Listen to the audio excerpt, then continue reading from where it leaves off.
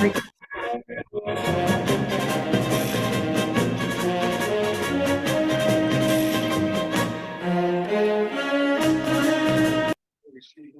Scholl, telling like it is. Going to combine the AFC East and NFC East previews since we're splitting hairs on which one's better. It's funny. When I did the ranking 1 through 8 of the teams and added up the numbers, came out tied. So, with that note, I would still give a little bit of a favor to the AFC East, but I will then do the NFC East first then. But hey, splitting hairs on what could be wrong, and it's a great night. It's the Lions already beat the Chiefs, so I was not happy about that because I'm a Viking fan, as you know. By the way, I decided to go Chris Carter again. Chris Carter does catch touchdowns. So wear a Viking hat tonight, but when you're 55 and you got a full head of hair like this, and you're in the Hair Hall of Fame, there's no way that I'm covering this up as the balding guys tell me why would I cover that up. So even though it's gray, Fall League starts tomorrow, Sunday Fall League. Looking forward to that. 12 teams, best Fall League on the island. Doesn't cost you an arm and a leg. Played on Sunday. You get to be home Sunday night. I guess as a family person, you should be home Sunday night. And that's why I don't like playing Sunday night leagues. Worst night of the league to be out of the house.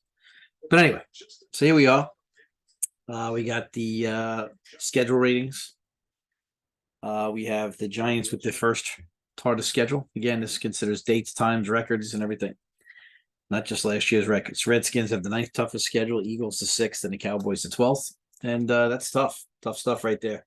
The reason I did finally nudge the AFC East overall, even though I think the Eagles are the best team in the 8, I think that the not having really a total pushover, even though the Patriots are probably the worst team in that division with Belichick at the helm, you just never know what you're going to get. So we'll show all the ultimate respect for the Wizard there, and we'll make sure that we keep them last. But a lot of Giant fans at work, a lot of Jet fans at work, so I'm happy for them this year to have a lot of fun, a lot of talk around their teams. Exciting time. We got Rosie in the booth tonight. Excuse me. Got Lily in the booth. We're doing it from the playroom tonight. Didn't want to do it from the office. Got the 2 puppies here. 2 of the 3 puppies. Charlie's upstairs somewhere. Giants, so much excitement around here, and I think it's perfect that they've gone under the radar. Brian Daboll is a coach. I really like him, so I have to say that that's going to be great too. I think in his second year, he's going to do wonders for that team. Jones got some more weapons. Will the D be enough is the key question here. Daboll just knows how to run a game. Not many guys know how to run a game anymore. Like, he knows when to go tempo. He knows when to take clock. He just understands right 2 minutes before the half as well as anybody. And that's, to me, is a big thing that my Vikings have been missing for years, which is one of the worst teams before the half in a 10-year stretch, probably the worst team in the half for a 10-year stretch. Meaning that if you're not going to score right before the half, then make sure the other team can't score. And most teams just do a horrible job about that. And they think they're playing Madden, and they're not. You got Barkley, you got Hodgins, you got Slayton, and Waller's really going to help in the red zone. Jones only had 5 picks last year, and he used to throw a lot of picks in the red zone. Waller's going to help a lot in this regard. You got Williams on the outside. You got Thibodeau, and you got some, got some good players. So Tibbs, we're gonna have some great players. Not Thibodeau, but I always think of Tom Thibodeau, but it's not him, obviously. But I think they play the NFC West this year 4 games, which is really brutal, and they play the AFC East 4 games, which is why this division just has so many challenges. The NFC West, NFC West will be tough, but at least there's a little bit of a break there. Besides the Niners and maybe the Seahawks for a little bit, I think the Rams, Cooper Kupp is, as of this morning, doesn't look like he's healthy for now. So again, and the Cardinals could be the worst team of football. So we'll see. We'll see how it goes. They're on the Williams sweepstakes, I guess. But the Giants, I'm looking for good things. Unfortunately, their schedule, the first 4 of their first 11 games, I think they only have 4 out of their first 11 at home. So even though, like I said, you can't win it the first part of the schedule, I think you could lose it. The schedule is just brutal. So you got to hope that they get off to a decent start. And if they could be around 500 halfway, I think they're going to be fine. I think just getting through these first, 10 games, maybe 9 games is it's going to tell us all we need to know. So I think the Giants can do a fine job. I like Jones last year. Unfortunately, in New York, we like to put too much pressure on teams. So I think, there's a little bit of pressure since it's a home game. You don't want to lose those division home games. And the fans, hopefully tomorrow night, are understanding if it doesn't go their way right away.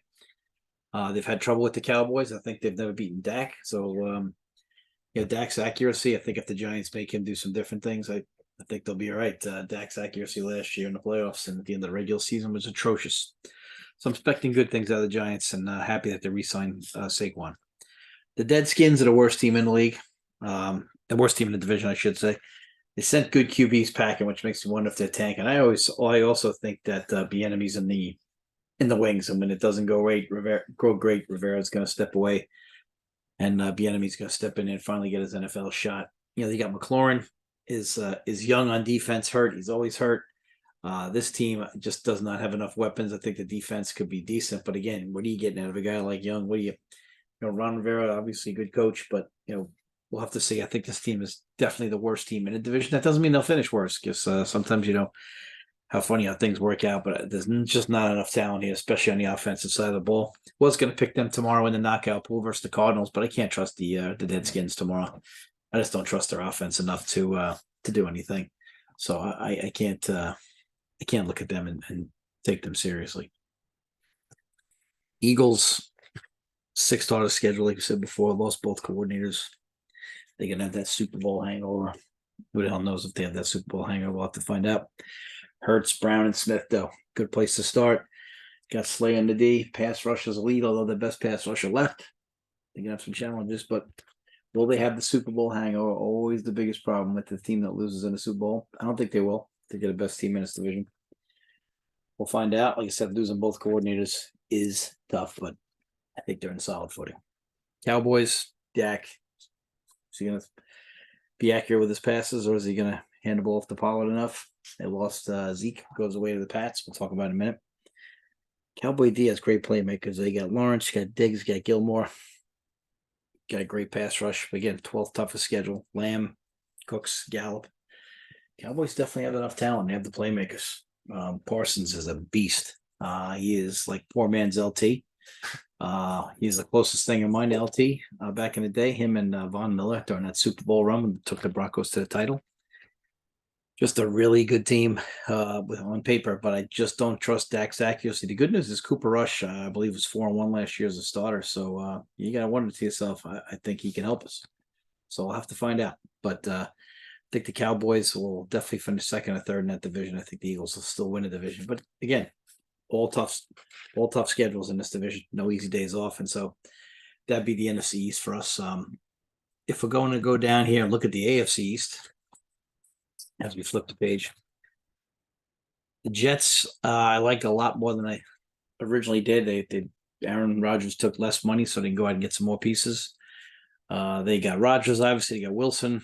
They got great D line. The O line's the only thing that's going to hold them up. You got Hall and Cook in the backfield.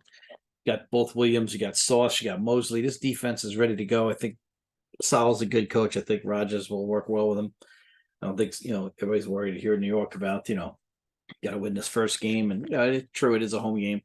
But the thing is, everybody's worried about Rodgers dominating the room, but Peyton Manning dominated the room too and allowed Kubiak to coach him. So I mean, it depends. I don't think Rodgers is a bad guy that way. I just think that he didn't agree with the offense in Green Bay anymore, and I think that was part of the problem. Whereas this offense, he has his offensive guy. He's got Mr. Hackett back on offense, so I think he's going to be a good soldier, and we'll find out. We'll find out how good a soldier he's going to be.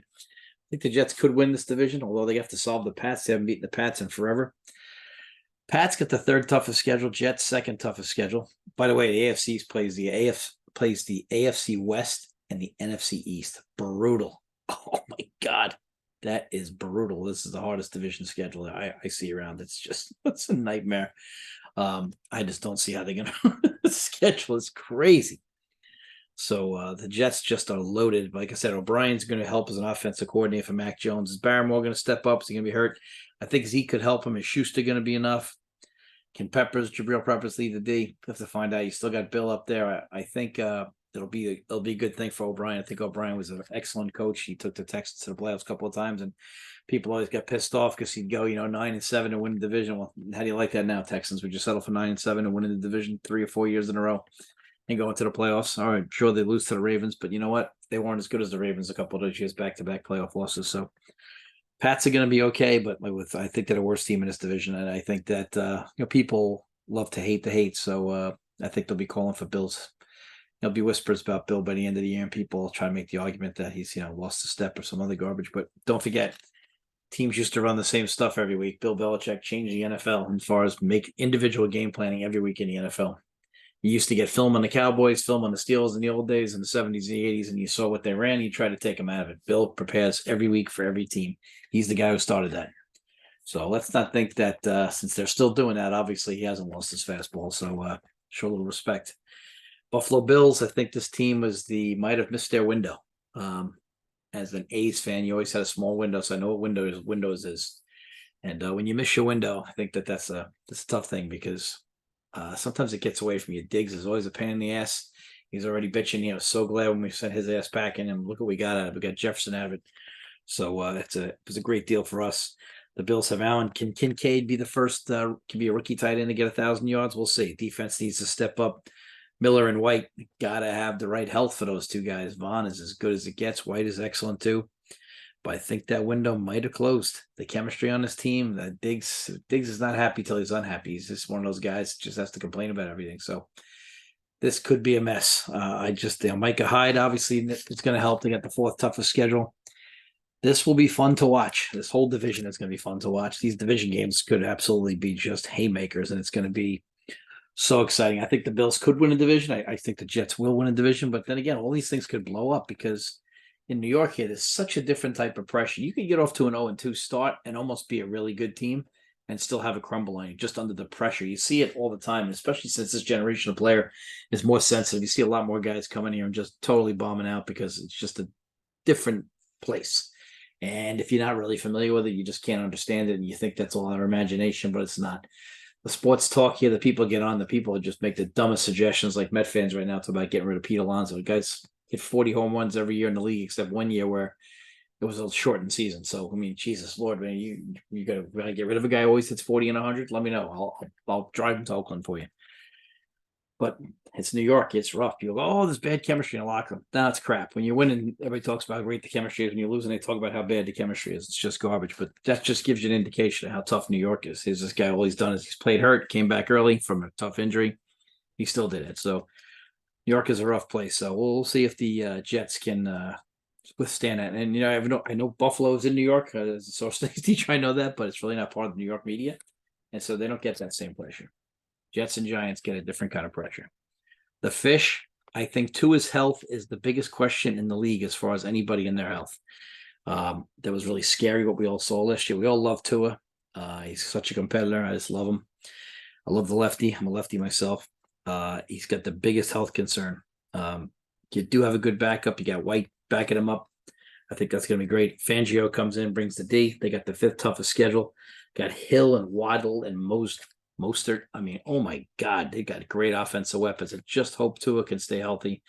And I hope he just gets rid of the ball and avoids those hits. Like I said, they do have Mike White as a backup, which is a very capable backup. We saw him last year. I think if the Jets had played him more, they probably would have made the playoffs, and their drought would not be the longest. I believe it is the longest in sport right now since the Mariners won last year. Or is it the Lions? I don't know. It might be the Jets. But the thing is, the Fish, like I said, Tua's health is everything. The defense has some ability to do it. Plus, you're going to get one of those games you're going to win because of the heat. You go down there early. New England hardly ever wins down there in that heat. So Miami is some of the best uniforms in the NFL. Dolphins have a decent following up here in New York from those early 70s Dolphins. You get quite a following when you dominate for a couple of years. And I know Jets and Dolphin fans, great rivalries in this division. But again, Dolphins fifth, toughest schedule, Bills fourth, Pats third, Jets second. Crazy, all right in the middle row like that. This division with the toughest schedule. And again, playing the NFC East is no ticket, and playing the AFC West, which is pretty brutal. So you're gonna have to get the games you can. So you could be a really good team and go 8-9 in this division, and fans won't accept that, but that's a fact. Some years you are really good, and you just it's gonna be those close games. It's gonna be which field goal kicker hits the upright, which punt returner drops a punt here or there, and then it's which team recovers an onside kick. It's a tip ball here. It's a 2-point conversion there, and all of a sudden, 8-9 becomes 10-7, or 10-7 becomes 8-9, and that's how Best quote in sports history for me: Friday Night Lights. The only difference between winning and losing is how the outside world treats you. Because whether you make that play or not, you're still the same team. You still made all the plays leading up to that. So if the field goal goes wide right, you didn't do any less than you did. But if the kick goes in, the world treats you like you did more. But you didn't do any more, whether it went in or whether it didn't go in. But if you're not a coach or a person competing at a high level yourself, you don't understand that. But the outside world only wants to know. Like people say, well, did you win or lose? They don't ever ask how. They just say, did you win or lose? It's always if, not how. That's all they care about. So how the outside world treats you. So in this division here, you could easily go 8-9 and be a very good team, and the fan base will be screaming. I know one thing: one of these three really good teams, Jets, Pats, or Bills, is going to be unhappy, and that's going to be where it's at.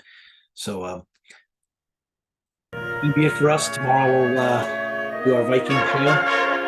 We hope we get little stuff on the Viking show. It's mainly a Viking show. We'll talk about the Universal Duck. We look forward to talking to you. Like it is. Good to seeing everybody. Talk to everybody. Good to hear from you.